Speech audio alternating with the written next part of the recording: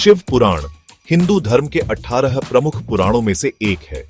ये पुराण प्राचीन संस्कृत ग्रंथ हैं जो पौराणिक कथाओं, ब्रह्मांड विज्ञान और दर्शन से भरपूर हैं। ये पवित्र कहानियां हिंदू विचारों की आधारशिला हैं, जो हमें ईश्वर, ब्रह्मांड और मानव अनुभव की प्रकृति में गहरी अंतर्दृष्टि प्रदान करती है। जैसा कि इसके नाम से पता चलता है, शिव पुराण भगवान शिव, जो संहारक और परिवर्तन करता है, पर केंद्रित है और मनोरम कहानियों और शिक्षाओं के माध्यम से उनके कई पहलुओं को प्रकट करता है। इन कहानियों में गणेश जी का जन्म सबसे प्रिय और स्थायी कहानियों में से एक है। एक ऐसी कहानी जो पीढ़ी दर पीढ़ी लाखों लोगों के साथ गूंजती रहती है। यह मनोरम कहानी न केवल शिव, पार्वती और गणेश के बीच के जटिल रिश्ते को उजागर करती है, बल्कि भक्ति, कर्तव्य और भाग्य की अप्रत्याशित प्रकृति के बारे में भी गहरा सबक देती है। यह एक ऐसी कहानी है जो मानव हृदय से बात करती है, हमें याद दिलाती है कि विप एडवर्सिटी के बावजूद आशा और मुक्ति हमेशा संभव है। देवी पार्वती, भगवान शिव की दिव्य पत्नी, एक पुत्र की कामना करती थीं। एक दिन जब शिवजी दूर थे, उन्होंने अपने स्नान के लिए इस्तेमाल की जाने वाली हल्दी की लेई से एक पुत्र बनाने का फैसला किया। उन्होंने लेई को एक युवा लड़के के रूप में ढाला, अपनी दिव्य शक्ति से उसमें प्राण फूंक दिए। यह गणेश थे, अपार शक्ति और बुद्धि वाले। पार्वती अपनी रचना से बहुत खुश थीं। उन्होंने उसे अच्छे कपड़े और गहने पहनाए। उनका हृदय मातृप्रेम से भर गया।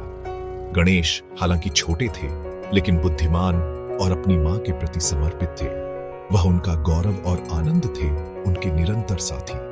पार्वती ने अपने मातृत्व के आनंद में घोषणा की कि गणेश उनकी निजता के रक्षक होंगे, उनके स्नान करते समय उनके कक्षों की रक्षा करेंगे। एक दिन जब पार्वती स्नान कर रही थीं, शिव लंबे समय तक ध्यान करने के बाद घर लौटे। अपनी प्यारी पत्नी को देखने के लिए उत्सुक, वह गणेश की उपस्थिति से अनजान उनके कक्ष में पहुंचे। गणेश अपनी मां की आज्ञा के अनुसार द्वारपाल बनकर खड़े हो गए, शिव के प्रवेश को रोक दिया। शिव इस अनजान लड़के की अवज्ञा से हैरान और क्रोधित हुए और अंदर जाने की मांग की। गणेश ने अपने कर्तव्य में दृढ़ रहते हुए मना कर दिया। गतिरोध बढ़ गया। शिव का धैर्य जवाब दे गया और गणेश का संकल्प अटल रहा। न तो कोई पीछे हटा, जिससे पिता और पुत्र के बीच एक भयंकर युद्ध हुआ, दोनों अपने असली रिश्ते से अनजान। शिव की वापसी, एक पिता का क्रोध, युद्ध भड़का जिससे ब्रह्मांड की नींव हिल गई। गणेश की ताकत और साहस के बावजूद वह अंततः शिव की दिव्य शक्ति के सामने नहीं टिक सके। अपने क्रोध से अंधे और इस बात से अनजान कि गणेश उनका ही पुत्र था, शिव ने अनियंत्रित क्रोध के क्षण में अपने त्रिशूल, एक दिव्य त्रिशूल से लड़के का सिर धड़ से अलग कर दिया। जैसे ही पार्वती हंगामे से आकर्षित होकर अपने कक्ष से बाहर निकली, दुनिया सन्न रह गई। जो दृश्य उन्हें दिखाई दिया, उनका प्यारा बेटा बेजान पड़ा था, उसका सिर कटा हुआ था। उसने उन्हें अकल्पनीय दुख और क्रोध से भर दिया। उनकी पीड़ा की चीखें आकाश में गूंज उठीं, अस्तित्व के ताने बाने को चकनाचूर करने की धमकी दे रही थीं। मुक्ति और पुनर्जन्म, हाथी के सिर वाले भगवान।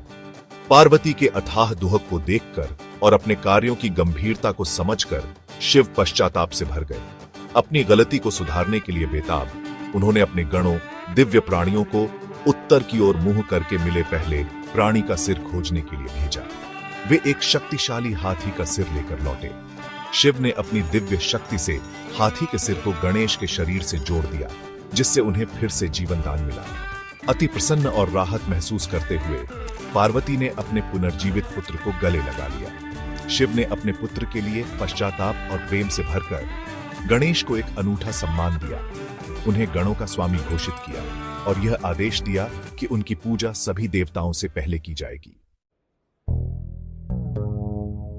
दिव्य से सबक, कहानी में ज्ञान।